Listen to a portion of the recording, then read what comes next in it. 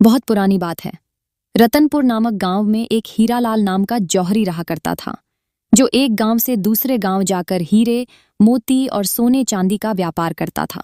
हीरालाल स्वभाव से बहुत ज्यादा कंजूस, लालची और धोखेबाज आदमी था, जो गांव के कम पढ़े लिखे, भोले भाले लोगों को बड़ी आसानी से अपने बातों में फंसाकर उन्हें ठग लेता था। हीरालाल जौहरी सभी बेशकीमती रत्नों और सोने चांदी को पहचानने में उस्ताद था। वह एक नज़र में ही असली और नकली सोने चांदी को पहचान लेता था।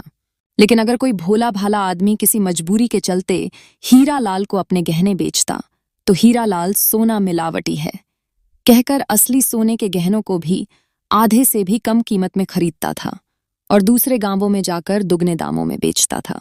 गांव के कम पढ़े लिखे लोग बड़ी आसानी से हीरालाल की बातों में आ जाते थे। इसी तरह लोगों के भोलेपन और मजबूरी का फायदा उठाकर हीरालाल अपने गांव रतनपुर का सबसे अमीर आदमी बन गया था। एक दिन जौहरी हीरालाल अपने व्यापार के सिलसिले में दूसरे गांव जा रहा था। उस गांव का रास्ता एक जंगल से होकर गुजरता था। हीरालाल भी उसी जंगल से जा रहा था।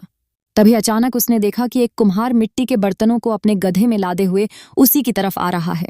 हीरालाल चकित रह गया, क्योंकि कुम्हार ने अपने गधे के गले में एक बहुमूल्य हीरा बांध रखा था।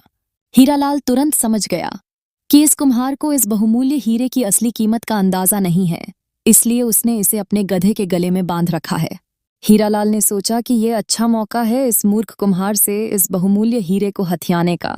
वह तुरंत उस कुम्हार के पास गया और बोला, सुनो, ये पत्थर जो तुमने इस गधे के गले में बांध रखा है, इसके कितने पैसे लोगे?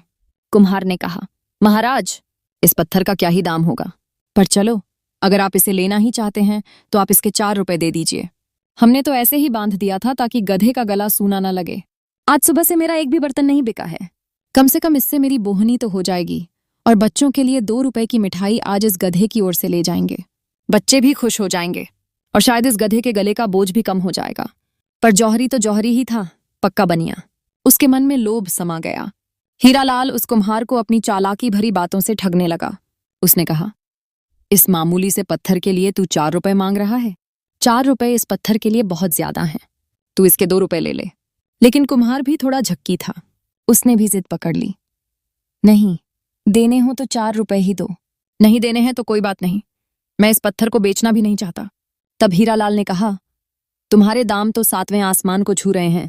मुझे तो तुम्हारी हालत देख के दया आ गई थी, इसलिए तुम्हारा भला करने का सोच लिया, वरना ये तुम्हारे बेकार से पत्थर के लिए तो 1 रुपए भी बहुत ज्यादा हैं। इसे सुनकर कुम्हार भी जौहरी की बातों में आ गया और बोला, ठीक है महाराज, अगर आपको देने ही हैं तो कम से कम 3 रुपए तो देने ही होंगे, वरना मैं इस पत्थर को नहीं बेचने वाला। जौहरी ने कुम्हार से कहा, पत्थर ही तो है, इसके 2 रुपए कोई कम तो नहीं। लेकिन कुम्हार नहीं माना और आगे बढ़ गया। हीरालाल ने सोचा कि कुम्हार कुछ दूर चलने के बाद खुद ही आवाज देगा। ये सोचते हुए जौहरी भी आगे चल पड़ा, लेकिन काफी दूर निकल जाने के बाद भी कुम्हार ने आवाज नहीं दी। तब हीरालाल सोचने लगा कि मुझे 3 रुपए दे ही देने चाहिए थे। आखिर उस बहुमूल्य हीरे के सामने 3 रुपए की क्या ही कीमत थी। बेकार ही मैंने बात बिगाड़ दी। मुझे 3 रुपए में ले लेना चाहिए था तो ठीक ही था। जौहरी वापस लौटकर कुम्हार के पास आया, लेकिन तब तक बाजी हाथ से जा चुकी थी। कुम्हार एक पेड़ की छाया में बैठकर आराम कर रहा था और गधा भी पास में ही खड़ा हुआ था। लेकिन अब उस गधे के गले में वो बहुमूल्य हीरा नहीं बंधा था। जौहरी ने कुम्हार से हड़बड़ाकर पूछा, क्या हुआ, वो पत्थर कहाँ है? कुम्हार ने हंसते हुए कहा, अरे महाराज, अच्छा हुआ जो मैंने आपको वो पत्थर नहीं बेचा। आप तो मुझे 2 रुपए देकर ठगने की कोशिश कर रहे थे। अभी किसी ने मुझसे वो पत्थर 10 रुपए में खरीद लिया, वो भी बिना कोई मोल भाव किए। पूरे 8 रुपए का फायदा हुआ है। अगर आपको 2 रुपए में बेच देता तो अभी मेरा कितना घाटा हो जाता। इतना सुनते ही जौहरी के तो माथे पर पसीना आ गया। उसका दिल बैठा जा रहा था। अब हीरालाल सोचने लगा, हाय, इतना बहुमूल्य हीरा मेरी एक छोटी सी बेवकूफी की वजह से मेरे हाथों से चला गया। जौहरी ने गुस्से में कुम्हार से कहा, मूर्ख, तू तो इस गधे से भी ज्यादा बड़ा गधा है। तू जानता भी है कि उस पत्थर की कितनी कीमत है। वह लाखों का हीरा था और तू उसे सिर्फ 10 रुपए में बेचकर खुश हो रहा है, मानो बहुत बड़ा खजाना तेरे हाथ लग गया हो।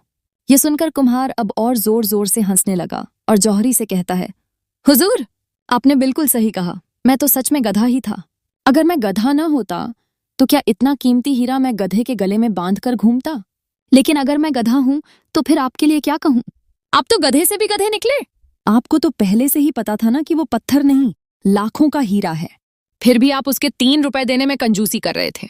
आप तो उस बहुमूल्य हीरे को पत्थर की कीमत पर भी लेने को तैयार नहीं हुए। कुम्हार की बातें सुनकर जौहरी अपनी मूर्खता पर खुद को कोसने लगा और हाथ मलते रह गया। कहते हैं ना, चोर चोरी से जाए, हेरा फेरी से न जाए।